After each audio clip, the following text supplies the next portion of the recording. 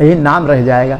मंदिर में 1 करोड़ रुपए का दान जब लिखा जाएगा सियाराम, तो हमारे जितने बच्चे होंगे नाती पनाती छनाती तक जाएंगे और गदगद हो जाएंगे, हमारे पूर्वजों ने ये देखो मंदिर में, राम मंदिर में 1 करोड़ रुपए का दान किया है।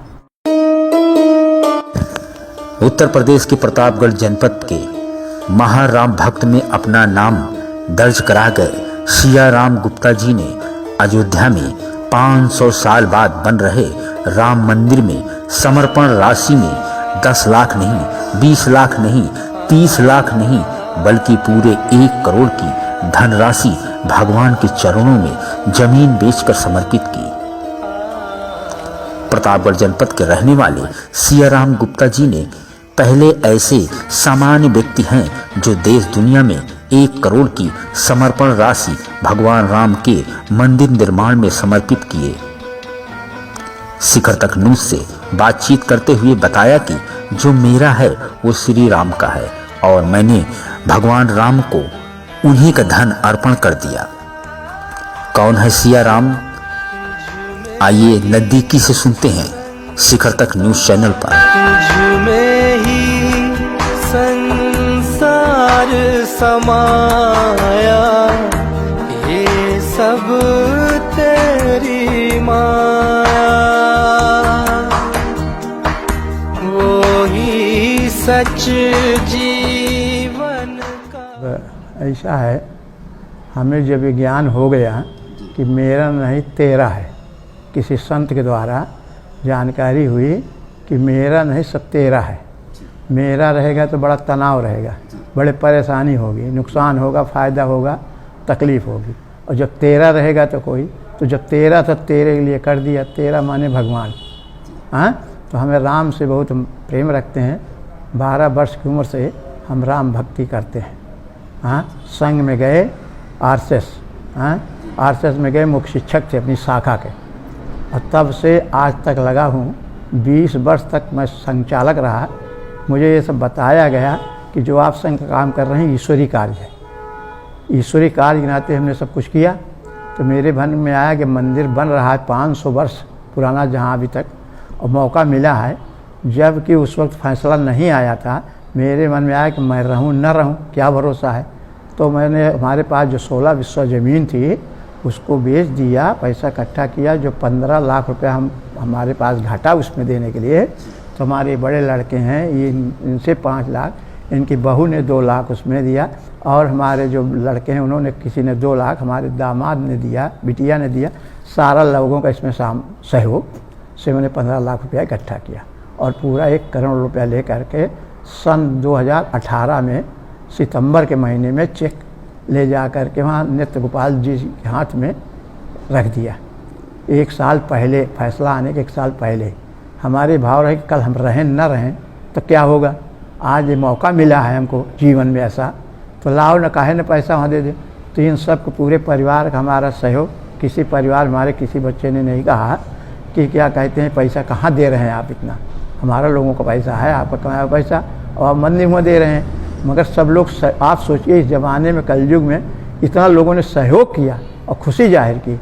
और यहाँ चेक पहले राम जी के धाम पर धरे जब, तो यहाँ सब कार्यक्रम हुआ, सब आए थे, हमारे पूरा परिवार आया था, जलपान सबको कराया, और भी लोग आए थे। इतना उत्साह था कि क्या मौका मिल गया हमको। हाँ, मगर हमारे प्रांत प्रचारक जी जो हैं रमेश जी, उन्होंने कहा कि नहीं, ये ले चलेंगे वहाँ बैठक, संसद की बैठक हो रही, सब साधु सन्यासी यहाँ कार्यक्रम है अयोध्या में, वहाँ लेकर चलिए। तो हम, हमारे लड़के और दामाद जी, तीनों लोग गए, नित्य गोपाल दास जी के हाथ में चेक दिया, और वो अब वो खुशी क्या कहूँ, कितना गदगद हो गया। हाँ, तुरंत टीवी पे चलना, हमको तो वहाँ पता नहीं लगा कि चल रहा है। जब आए तब पता लगा कि अरे वो तो आपका वहाँ टीवी पे चल रहा था। हाँ, तो अब लोगों ने सुना, तो भैया जी ये राम भक्ति के कारण है।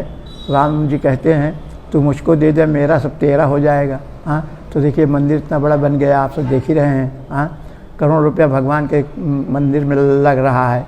तो ये दिया तो इन्हीं का है, हमने तो कहीं चलाया नहीं। अगर दिया है तो दे रहा हूँ।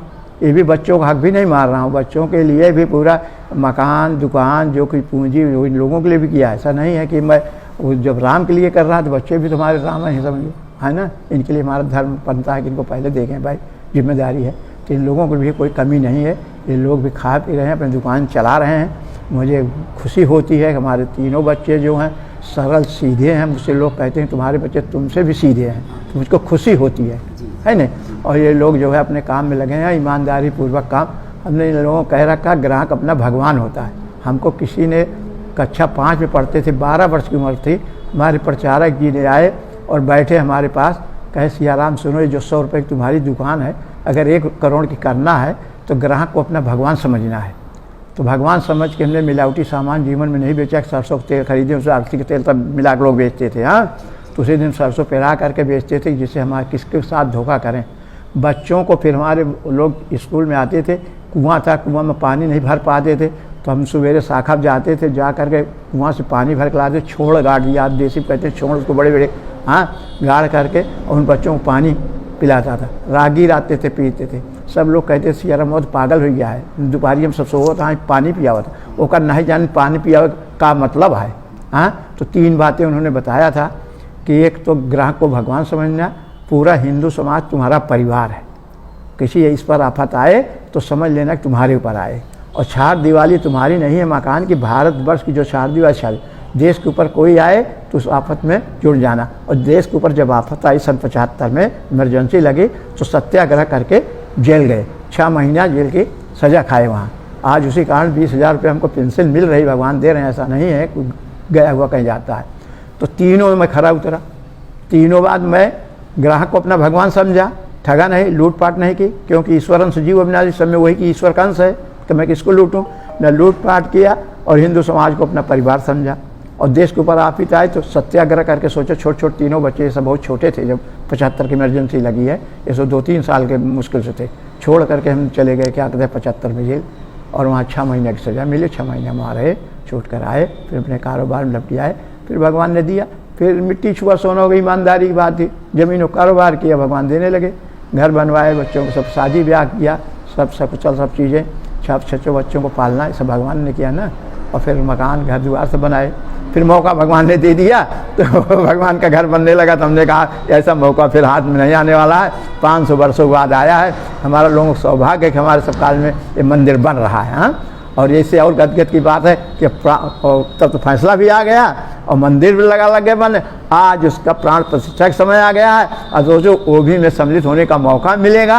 अरे आज नहीं मिलेगा तो कल मिलेगा, कोई बात नहीं कि वैसे कि मिले, नहीं तो राम जी तो वहीं रहेंगे, भेंट करेंगे जब जाके कि प्रभु जी आपके शरण में आया, आपने जो कुछ किया मेरा बात। अब आप समझो उसके कारण से क्या गदगद, कितना सम्मान मिल रहा है, क्या कहाँ लोग वहाँ लखनऊ में पंचतारा होटल में बुलाया गया, हाँ विष्णु अरशद वाले ने बुलाया, वहाँ सब मतलब कहा कि भाई सम्मान किया लोगों ने। और हमारे बिरादरी वालों ने वहाँ इकट्ठा हुए थे कानपुर में, वो शील्ड दिए हैं कि हमारे बिरादरी शिरोमणि हैं आप। हाँ, तो आज जितना सम्मान मिल रहा है राम के कारण मिल रहा है।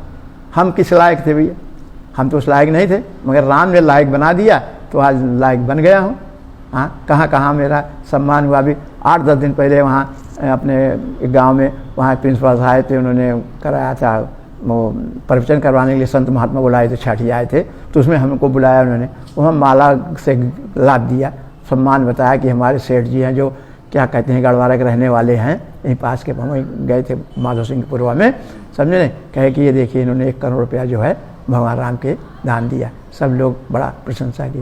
तो जगह जगह क्या आपको आशा थी कि मतलब मंदिर, हाँ भैया आसान होता तो पहले कैसे दे देते पैसा। आप ये सोचिए कि उसके पहले 1 साल के पहले दे दिया। आज तो लोग कह रहे थे अरे पैसा कहाँ फेंक किया 1 करोड़ रुपया, समझे नहीं, मंदिरवा बनबो करे कि न बने, हमको विश्वास था कि मंदिर बनेगा, इसलिए 1 साल पहले ही पैसा दे दिया। सोचिए, हमने कहा हम रहें न रहें पर कल को और मौका मिला तो चूकना नहीं चाहिए।